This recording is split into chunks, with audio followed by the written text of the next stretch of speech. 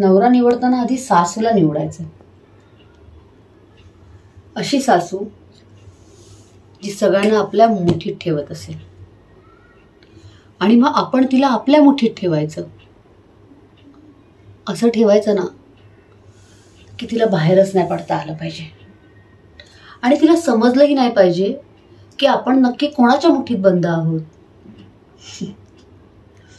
बघणाऱ्याला पण प्रश्न पडला पाहिजे ग की माझी सख्खी आई नक्की कोण आहे, तू का ती? बास, मग काय हे नवरा बिवरा मॅनेज होतात ग. पंकज तर आधीच बबड्या आहे.